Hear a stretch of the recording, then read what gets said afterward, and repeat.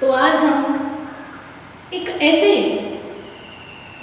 अध्याय को अध्ययन करेंगे जो कि हमारे इतिहास में पहले से ही एक अमिट छाप छोड़ चुका है।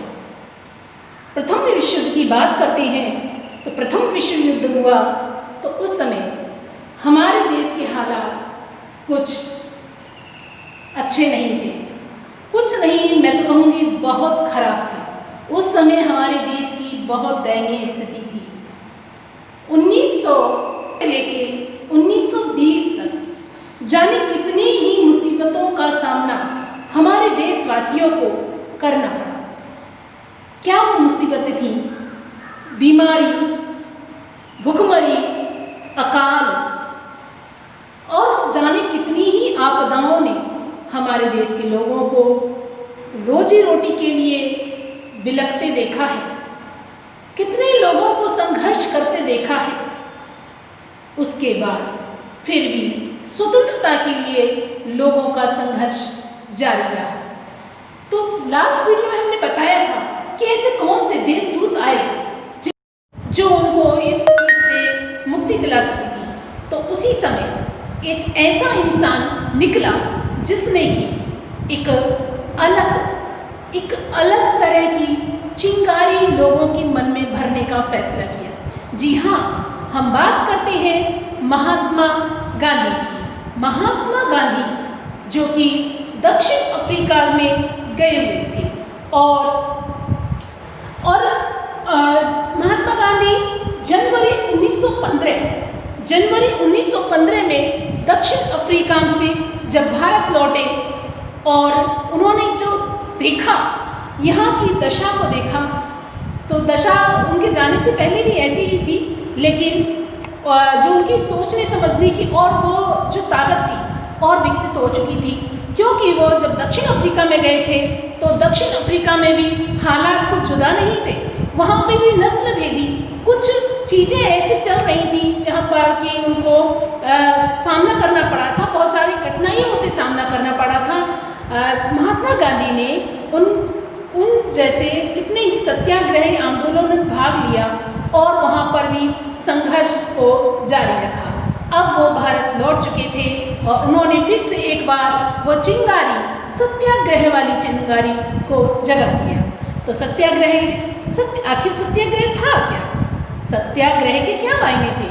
गांधी जी का मानना था कि हर मनुष्य को, यानी कि जो अपने अधिकारों की रक्षा तो करना चाहता है, लेकिन किस प्रकार से रक्षा कर सकते हैं, लेकिन बिना किसी खून खराबा किए केवल हम सत्य के मार्ग पर चलकर अपने जो अधिकार हैं उनको बचा सकते हैं। सत्य की लड़ाई पर जारी रखकर हम खुद को बचा सकते हैं।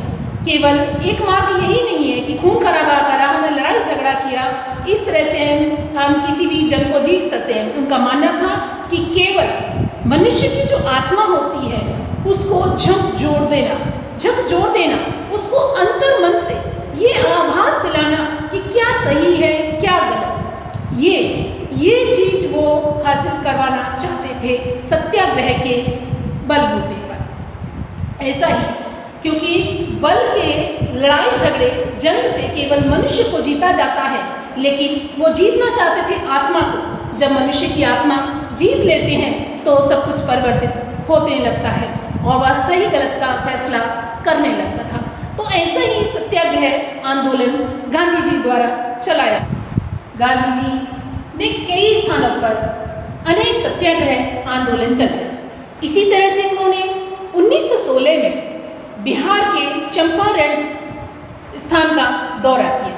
उन्होंने पाया कि वहाँ पर जो बागान मालिक थे उनकी जो व्यवस्था थी, बागान व्यवस्था थी, बहुत खराब थी। यानी कि खराब किसके लिए? उन मजदूरों के लिए। उन मजदूरों के लिए व्यवस्था बहुत ज़्यादा खराब थी। उन्होंने उस बागान के मजदूरों को प्रेरित किया संघर्ष करने के लिए, सत्याग्रह से जुड़ने के लिए, और उनमें नई चेतना का विकास किया।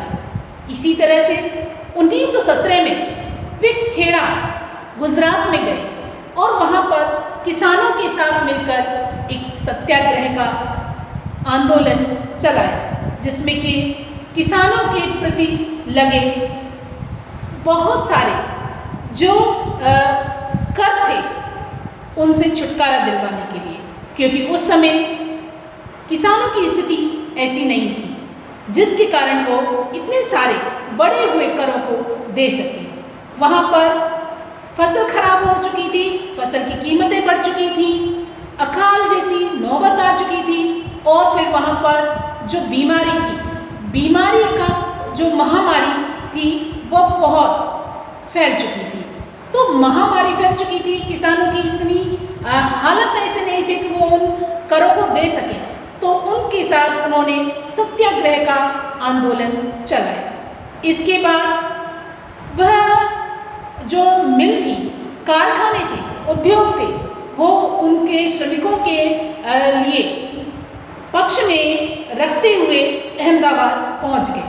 वहाँ पर जो कारखाने थे, कारखानों में सूती मिल थी, वहाँ पर जो उनका उत्पीड़न किया जा रहा था मिल मजदूरों का, तो उनके साथ मिलकर उन्होंने वहाँ पर भी सत्याग्रह आंदोलन चलाया और अनेक स्थान पर जाकर उन्होंने कई सारे सत्याग्रह आंदोलनों को बनाया, भाग लिया और लोगों को उनसे जोड़ा। तो आप ये अच्छे से समझ गए कि सत्याग्रह क्या था। सत्याग्रह लोगों को सत्य के मार्ग पर जोड़ने का एक आग्रह कि वो आए और केवल लड़ाई झगड़े, खून खराबे से नहीं, बल्कि आत्मा को झकझोर कर उसे मजबूर कर दें कि वह सत्य के मार्ग पर चलने के लिए विवश हो जाए और सही गलत का फैसला कर सके। ऐसा था उनका सत्याग्रह आंदोलन।